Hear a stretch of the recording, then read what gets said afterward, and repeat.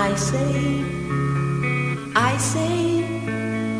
everybody's got to have their day. And don't you know that everybody's got to love somebody sometime? Everybody's got to win a heart. Everybody's got to love somebody sometime. When you do, I hope you never part.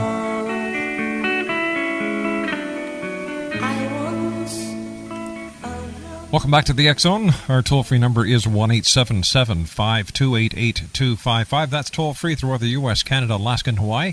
My email address is xzone@talkstarradio.com. On MSN Messenger, talkstarradio@hotmail.com. And our website, www.xzoneradio.com and www.xzonetv.com. My guest this hour is Brian Olsen. And Brian's passion for travel goes far beyond his 7 currently published travel books. As a professional writer, artist, photographer, producer, and publisher, Brad wears many hats and enjoys the challenge. When it comes to extensive world travel, few in the business have the off-the-road experience he has acquired.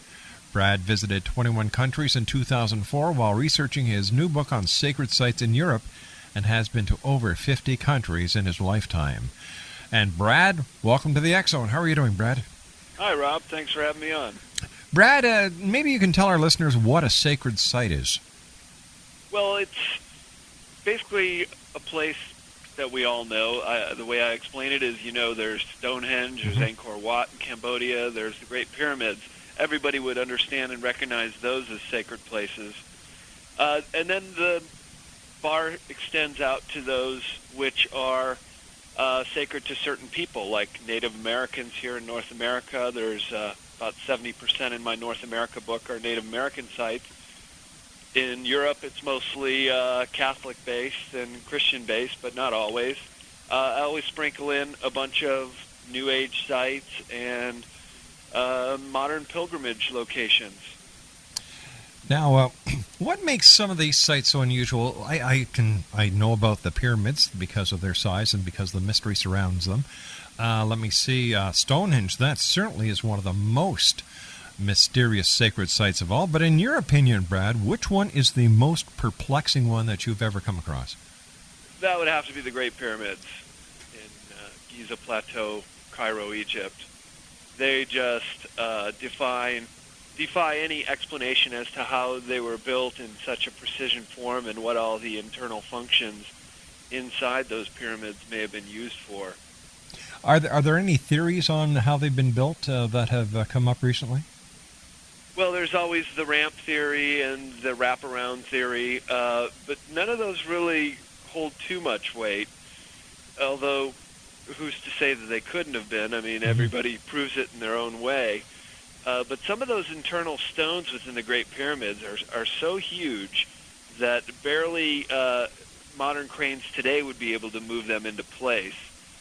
So I'm just speculating, but I think there was a certain sound harmonic technology employed to move those big ones around, perhaps the whole structures. Now, are there many sacred sites throughout North America? Oh, yeah. Well, 108 in my book. Wow. But there's many more than that. Some fascinating ones, like the medicine wheels of the Great Plains that are actually calendars that predict solstices, that show the rising of prominent stars in the summer skies. And then many of them are on very high level arms or shoulders of mountains that are covered in snow most of the year, so they could only be used during the summer months. Brad, where do you think the ancients received their knowledge from in order for them to create with such perfection some of these sacred sites? Well, that's a good question, and because Egypt is such a mystery, having achieved their highest level of building ability back in their earliest time frame, it really brings up the question is where did they get that technology from? And there's countless places around the world that have more questions than answers. What is the consensus shared between the members of the mystic circles? Within the mystic circles is that this was a throwback from Atlantis, that some of the priests and engineers and survivors collected along the Nile Basin and wanted to preserve their knowledge for all times. But no Egyptologist will tell you that story. All right, Brad, stand by. You and I have to take a 2-minute commercial break. Brad Olsen is our special guest, www.bradolsen.com. We're talking about sacred places. Now, if you have a question that you'd like to ask Brad, it's very simple. Pick up the phone and dial 1-877-528-8255. That's toll-free throughout the U.S., Canada, Alaska, and Hawaii at 1-877-528-8255. Brad and I will be back in 2 minutes on the other side of this commercial break. And still to come on tonight's show, Linda Zimmerman will be talking about, you ready for this? Ghosts. My name's Rob McConnell, and I'll be back in 2 minutes with Brad Olsen as we continue live and around the world right here in the X Zone on Talkstar.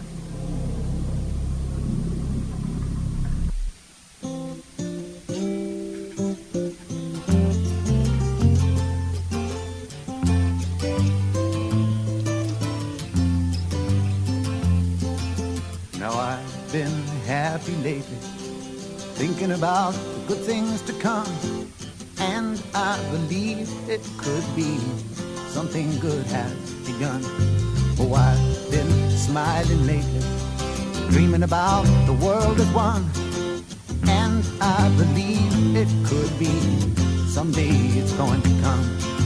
'Cause out on the edge of darkness, there rides the peace train, or peace train, take this country, come take me home again.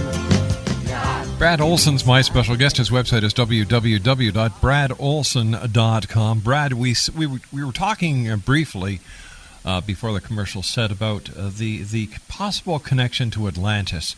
And in your opinion, is Atlantis a myth? Is it folklore, or is it real history?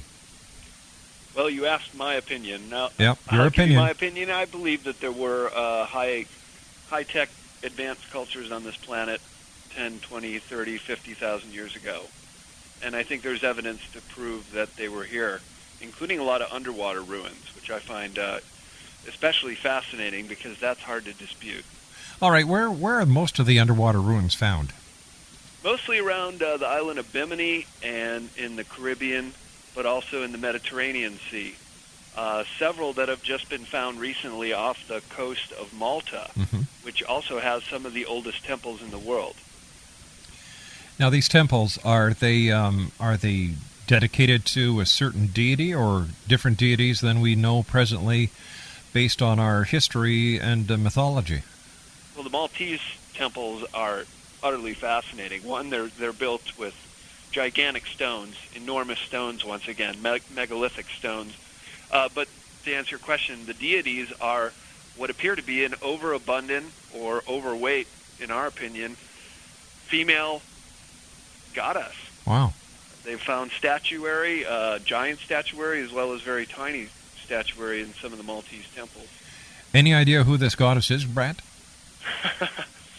That I can't speculate, but there are many theories that, and we did publish through CCC Publishing a book on goddess sites around the world by Karen Tate, and she has very compelling evidence in that book that female goddess deities ruled the land about 50,000 years ago when it was more of a matriarchal society. Well, women are better rulers. Look at the long line of female rulers in the United States, not the United States, I'm sorry, the United Kingdom. You know, with Queen... Well, maybe here with Hillary. Oh, God. You never know. Going that way. Hey, does that mean Bill Clinton's going to be the first lady? Or first husband, First husband, wow, that ought to be good. All right, let's get on to a real good topic to talk about, sacred places. Tell me, is the White House built on a sacred site? Well, Dan Brown, who did the Da Vinci Code, his next book is called The Solomon Key, which is all about the Mason forefathers in America and the sacred geometry they employed to lay out Washington, D.C., the whole grid pattern of the streets. And how it's laid out. And indeed, George Washington himself was a high-level Mason who placed the first stone for both the Capitol building and the White House, I believe, but definitely the Capitol building, and he was a high-level Mason. And another book that we publish at CCC Publishing is The Key to Solomon's Key, which is by Lon Milo Duquette, all about the Masonic Knights Templar connection all the way back to King Solomon. That's very interesting. I can hardly wait till his book comes out. When you're traveling and you're looking for these sacred sites, how do you find them? A lot of times I'll talk to the local population if I'm looking for some localized ones. Right. Or many of them are published. They're not too hard to find out if you just dig into the fabric of a country. So, for example, Spain, I was over there in 2004 working on Sacred Places Europe, 108 destinations. And I knew that the city Evora had a lot of history, a lot of megaliths outside of it. It's one of the oldest continuously inhabited cities in Europe. And sure enough, a lot of locals told me how to find some out-of-the-way megalithic chambers, the dolmens they call them, or menhirs, some standing stones that weren't even in the travel guides. So this is the kind of information I collect and pass on to my readers, because I really feel that if people go to sacred places, they learn something. They get a charge from them. They feel inspired after visiting. I was talking to someone this evening who was we were discussing Sedona. And is Sedona a sacred place, or is it just a mystical adventure? Well, a mystical adventure, in my opinion, would also be a sacred place. And to answer your question, yes, it is, for many reasons. One, there are many Native American sites around Sedona, Tuzigoot, Montezuma as well, and Castle, as well as just not far away at Flagstaff. You have Wapaki and several other ancient cities. But there's a lot of talk about the vortexes in Sedona. And I've been out there a few times. And my opinion is I kind of felt it. Times I was with two different women, and they felt it a lot more. So it may be, again, more of a female sensitivity thing for feeling those vortexes in Sedona. Now, apparently there's also a lot of UFO sightings in the Sedona area.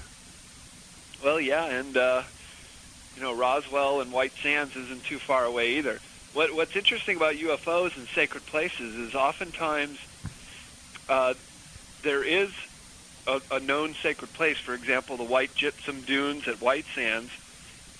Then the U.S. government co-ops the location and does top-secret military things. The same is true for San Luis Valley in Colorado with the Cheyenne Mountain just over the Sangre de Cristo Range, as well as central Nevada with Area 51 and the Nellis Air Force Base, which is larger than some small New England states. Tell me, what do you think they're hiding out there?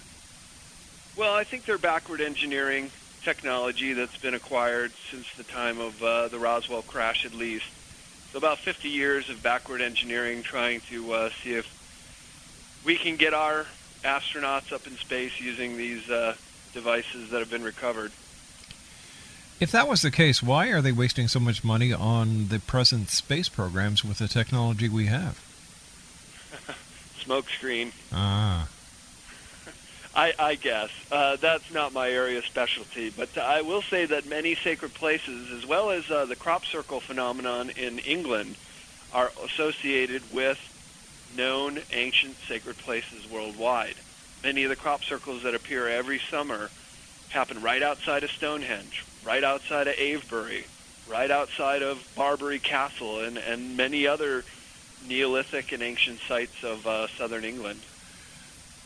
What do you believe Stonehenge was? Do you think it was a temple? It was certainly a temple. It was certainly a calendar that could predict winter solstice and the moon rises. And with that knowledge, the shaman or the priest or whoever it was that interpreted the movement of the celestial bodies had incredible power. They had the power to tell people when to migrate, when to harvest, when to get ready for winter, when to maybe go on a boat excursion to look for tin or other minerals. A lot of these calendars, same thing with the medicine wheels of Canada and the Great Plains, gave the shaman or the seer power to help his people. Do you think if the power would have been shared by the shaman to the people that there would be as many mysteries in the world today as there are? And it might put the shaman out of business, too. Yeah. So perhaps not. Maybe some secrets are better well guarded.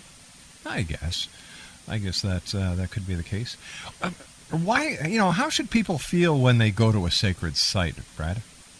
Well, I certainly believe everybody should go with an open mind and a certain degree of reverence, and however that may be, with your own religion, whatever that may be, or just as a skeptic, but just go there thinking, I'm going to leave myself open to whatever happens. I may be disappointed. I may walk away like my experience in Sedona and honestly say I didn't feel anything.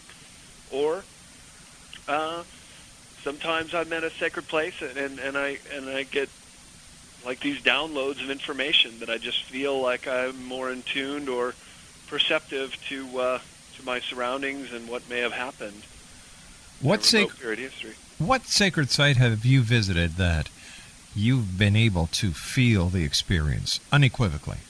Unequivocally, my first trip to Pompeii in Italy, 1988, just backpacking around. I was still basically an atheist, and I had a very profound experience at Pompeii, so much so that I felt like I knew my way around, that I'd lived in that city in a past life, and it started shaping my perception to a lot more things that are going on out there, as well as spiritually within myself. What was the experience you had? Just that I knew my way around. I knew that if I was going to make a turn, I would come up to a large building. That would be a temple. That would be the Colosseum. I knew my way to the Forum. It was very uncanny, and it gave me goosebumps, and it made me feel tingly on the inside, I guess is the best way to put it, which to me was a very interpersonal experience. I can't really quantify that to anyone. It was just what I felt, and like I said, at the time I was skeptical. I was an atheist, but it just blew me away. 1-877-528-8255 is toll-free. My name is Rob McConnell. My very special guest this hour is Brad Olsen. We're talking about sacred sites, and if you'd like to give us a call and speak to Brad, ask him about any of your favorite sacred sites, our toll-free number is 1-877-528-8255. Now, that's toll-free throughout the U.S., Canada, Alaska, and Hawaii at 1-877-528-8255. And this portion of the X Zone is being brought to you by our good friends at Premier Psychics. Now, the X Zone radio show and TV show, as you know, we try to solve mysteries, amongst other things, of course. One mystery that we have solved, which took us just a couple of minutes, was which is the best telephone psychic line to call. And that was easy. Premier Psychics, where there's an extra E in Premier, and that stands for excellence. Now, you can visit Premier Psychics online at www.premierpsychics.com, premierpsychics.com, or call them toll-free at 1-866-803-6593. That's 1-866-803-6593. Brad Olsen and I will be back after the news at the bottom of the hour as we continue talking about sacred sites right here live and around the world on the Talkstar Radio Network from our studios in Hamilton, Ontario, Canada.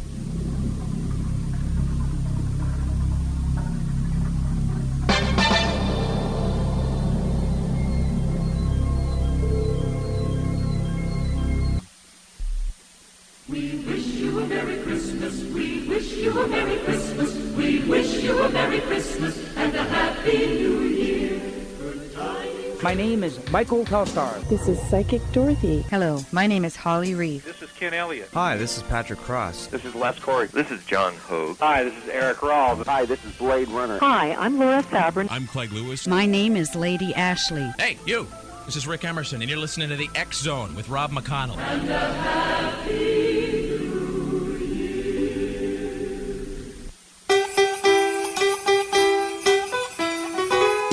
Grandma got run over by a reindeer.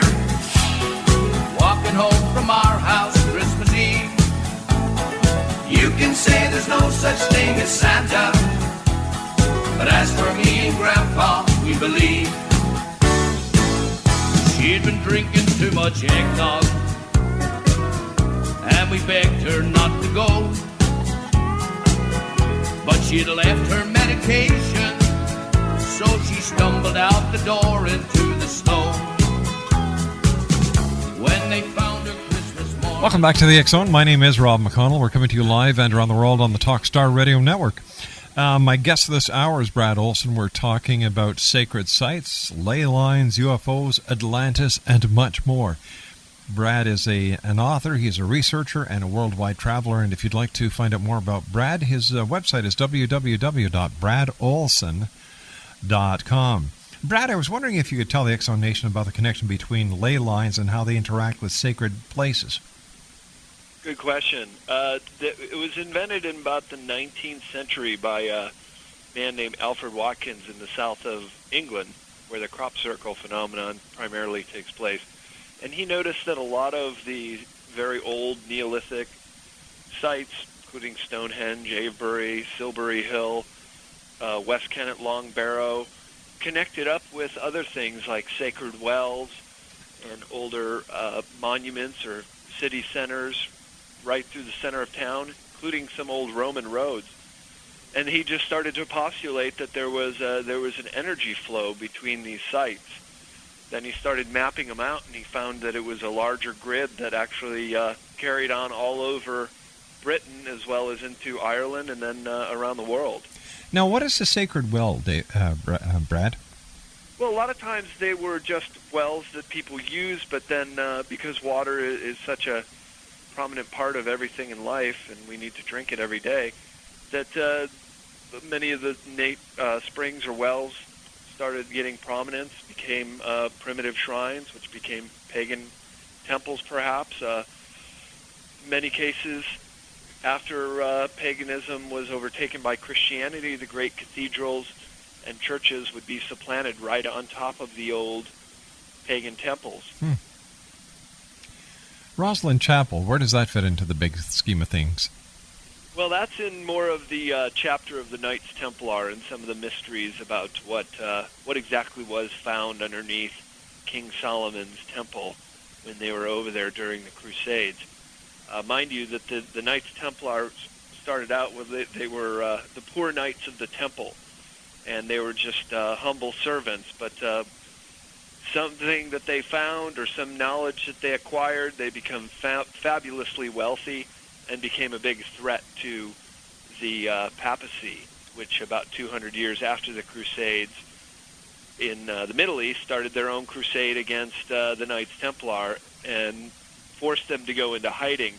One of the places they think the last remnants of the Knights Templar, they went up to Scotland and incorporated some of their symbology and sacred geometry and building practices into the Rosslyn Chapel. So is Rosslyn Chapel considered a sacred site then? Oh, for sure. One of the most primary ones, just because it's got such an incredible story to tell with all the symbolism. The Sinclair family that financed the building of it were also sailing families. The clan Sinclair made excursions to North America, including Nova Scotia and Canada. And one petroglyph I saw in New England, in Massachusetts, bearing the coat of arms of the clan Sinclair. Ari, besides the fact that Rosslyn Chapel has a deep history and the connections to the St. Clair family and to the Knights Templar, is there any other reason why it would be considered a sacred site?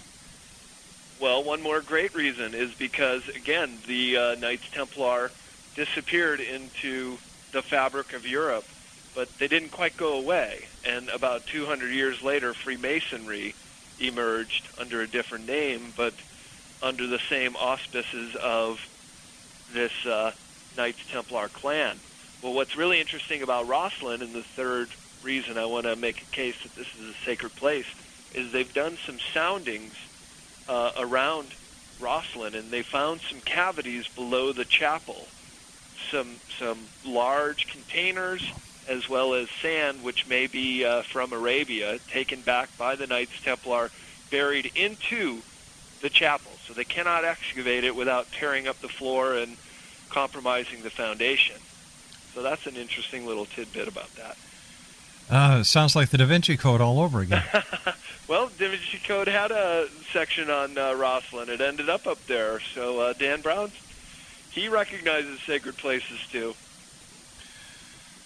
I was wondering if you could share with our listeners some of the other sacred sites around the world. Sure. Sacred Places Europe just came out by cccpublishing.com, and I'm really excited about these new pyramids that they found in Bosnia that maybe your readers aren't too well aware of because they're so new. Only about 2 years ago, an archaeologist who had done a lot of work down in Central America and knows a bit about the Egyptian pyramids, noticed that the landscape outside of Sarajevo had these pyramid-shaped mountains there. So he went in, he started excavating, and he started finding fitted stones underneath the soil. They've done some other excavations and found smooth areas that appear to be capstones, as well as some underground chambers that can be climbed into. Well, there's also pyramids in China, if I'm not mistaken. That's correct, right outside the very sacred city of Cheyenne. I mean, we could devote a whole segment here between breaks just about the pyramids of the world. Wow. And possibly how they tap into the ley lines and the energy grid of the planet as well.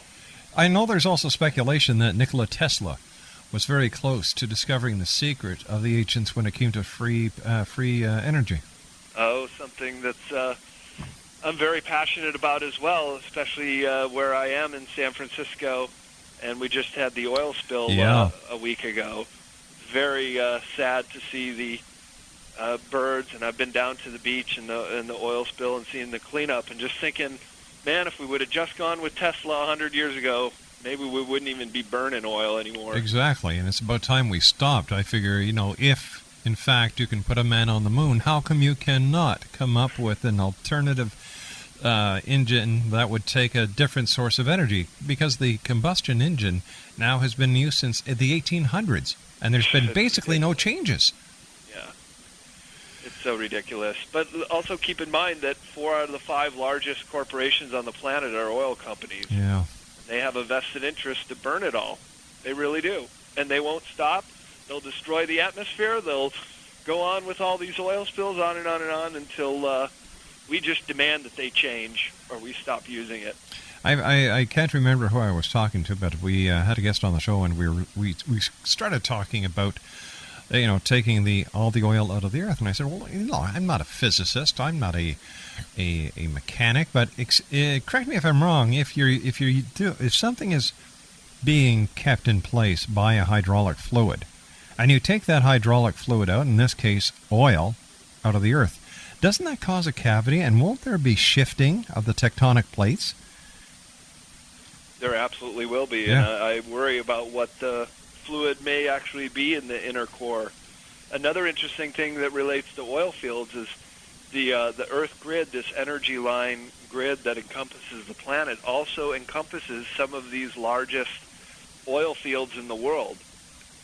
And they say the one in Siberia I was just reading about, they've tapped it dry and then it filled up again. So that calls into question whether or not it really is fossil fuel to begin with. Mm-hmm. Maybe it is an earth lubricant, and what the heck are we doing pulling it out of there and burning it and destroying the atmosphere at the same time? It seems that we're destroying ourselves in the sky as well as from under our feet. Well, I think you can argue that everything about the planet is polluted now. Definitely. The air, the land, and the sea. Yep. No two ways about it. Good job, human race. Woo-hoo! Hey! We know how to take care of planets, don't we? Well, that's why I think the sacred places take on such a more importance, because this is the best that the human race has done. This is what inspires us to achieve for greater beauty in our architecture or more inspiration as to what's out there, spirituality, interpersonal journeys, unlike these greedy corporations that are just ruining everything. What changed in human history that we went from these loving people who did everything they could to preserve peace and to make this a better planet to the scourgers of the earth that we are today? I don't know where things went awry, but you got to remember, humans have been killing each other for a long time. Yeah, I just saw this thing on Sputnik on PBS and how the space race really inspired greatness again in this country and around the world. And every time the astronauts came back, they said, we looked at the Earth, and it was just such a profound sense of inspiration that we're on this spaceship that's floating through the universe. Why can't we just get along? Why can't we just work our problems out? And when you're out here, when you're out in the capsule, and almost every astronaut will say this, that just such a profound feeling comes over them that they feel that they have to come back and tell people this experience they had in outer space. Got a question. Some of them citing UFOs as well. I have a question here from one of our listeners. His name is Spaceman, and he says, is Launch Complex 34 at Cape Canaveral where the crew of Apollo 1, Gus Grissom, Roger Chaffee, and Ed White, who died in a fire on January 27, 1967, is this now a sacred place? I don't associate places where people died or battlefields or Holocaust sites. I don't look at those as sacred places. It's just my way of considering that when somebody dies or something terrible happens, like the Challenger, it's a shame. It should be memorialized. We should remember it. But I don't think it's a sacred place. It's just my way of doing it. Some authors have included Holocaust sites and haunted houses. I just don't feel it, so I don't list those. I don't discuss those. So my answer would be no. All right, Spaceman, thanks very much for sending that to us. What are some of the lesser-known sites? Those are some of the most fascinating because, again, people will say, I've been living in this town for 15 years, and I had no idea that just up the road are these giant intaglios.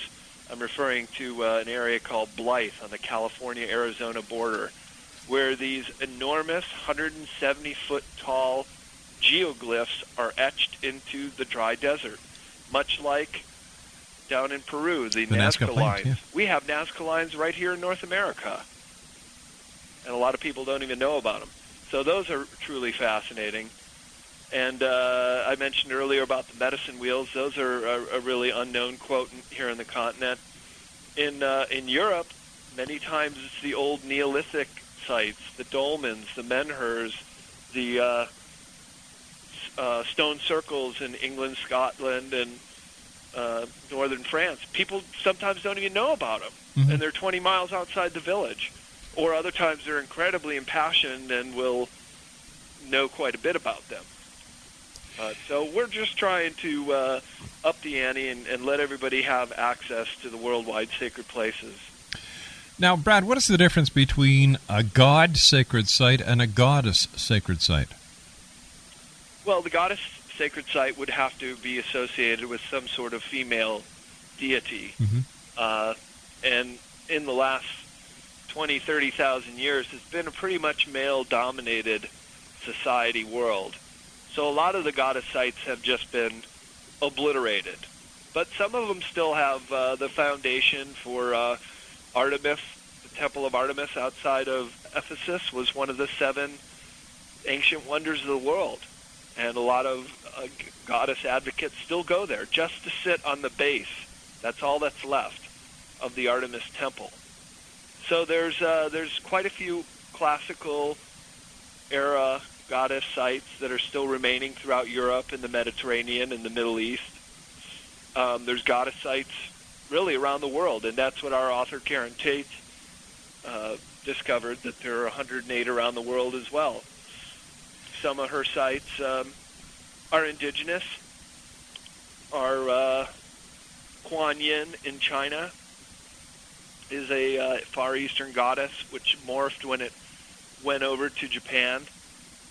And there's Oceania gods, there's Native American gods. In the Southwest, there's Spider Woman, who lives in Canyon de Chelly, which is like the center of the Navajo universe in Canyon de Chelly. And there's goddess references in some of the rocks there, too. So you just have to dig into the fabric, and we can find the ancient memory of the goddess. Brad, stand by. You and I have to take our final break for this hour. Brad Olsen is our special guest, www.bradolsen.com, BRADOLSEN.com.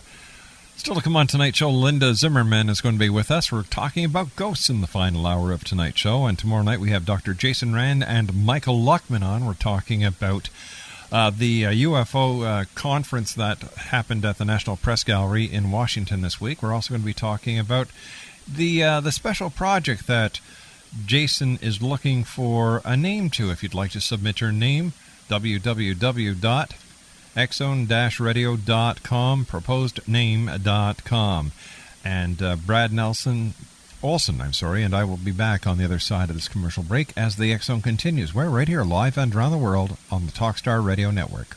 There's a new kind of television station that presents movies without commercial interruption that you can watch without any sort of subscription fee. Find out online at whitesprings.tv. The people who bring you Talkstar Radio have a television network you can watch for free on the internet, direct from space on your own small dish and receiver, or on a growing number of TV stations and cable systems across America.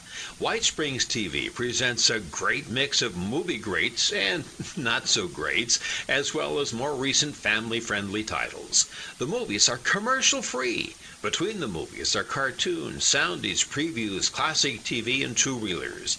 Go to whitesprings.tv. That's www.whitesprings.tv. A service of White Springs Media, a new kind of commercial-free movie channel you can watch for free.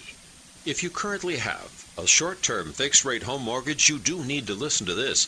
The mortgage industry is rapidly changing, and no one knows that better than your friends in the money business, Prime Pacific Capital. Every day, new guidelines are making it more and more difficult for homeowners to refinance the current mortgage. Don't get caught with the high interest rate and increased payments once that loan automatically adjusts. Interest rates are still low. Call Prime Pacific Capital today and refinance into a long-term, low-rate fixed mortgage.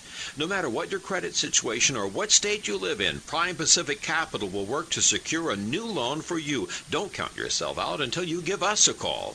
A loan specialist is standing by to assist you with your free consultation. Make that call today. 1-866-464-1800. 1-866-464-1800. Call Prime Pacific Capital at 1-866-464-1800. And here's my cell phone number, the number of the restaurant. Honey, come on, he'll be fine. The odds of a babysitter calling 911, 1 in 1,400. The odds of a child being diagnosed with autism, 1 in 150. Here are some of the signs. No big smiles or other joyful expressions by 6 months. No back and forth sharing of sounds or facial expressions by 9 months. And no babbling by 12 months. To learn more of the signs, visit autismspeaks.org. Brought to you by Autism Speaks and the Ad Council. I'm sure you've heard the saying, when you get to the end of your rope, tie a knot in it and hang on. Margie Garrison was at the end of her rope. At the young age of 28, she was told she would be in a wheelchair in about 5 years. And then, when she just couldn't go on any longer, she met a doctor who said to her, "Margie, arthritis is the easiest disease there is to cure." Now, can you imagine Margie's joy after 43 years and thousands of dollars of doctor bills and pain medications that didn't work? Learn the whole story online at healthstarproducts.com. That's HEALTH, healthstarproducts.com. It's guaranteed or your money back, and you have a full year to decide. Look it up online for yourself at HealthStar, HEALTH, healthstarproducts.com, and find out if what worked for Margie Garrison will work for you. Hey. What? There's a swarm of locusts flying just around you. I know. I was busy throwing rocks at stuff, and then So I'm a locus. Sounds like bad karma. Maybe you should volunteer. Help a little old lady across the street, something. Get your karma right. Karma? Right, that's just dumb. Ow! Stay on the universe's good side. Volunteer, vote, get involved. Go to getgoodkarma.org. Brought to you by the Ad Council. Before the end of the year. The season's greetings and the season's best to you and yours. Thank you so much. Nice talking to you, Brad. Thanks for joining us. Brad Olsen, www.bradolsen.com. Now, when we come back from the news at the top of the hour, we'll be joined by Linda Zimmerman. We're going to be talking about ghosts. And if you'd like to give us a call and share your experiences with ghosts, or if you have a question that you'd like to ask Linda about ghosts, 1-877-528-8255. That's toll free at 1-877-528-8255. My name is Rob McConnell. This is the X Zone, and you're listening to us live and around the world on the Talkstar Radio Network. Don't go away.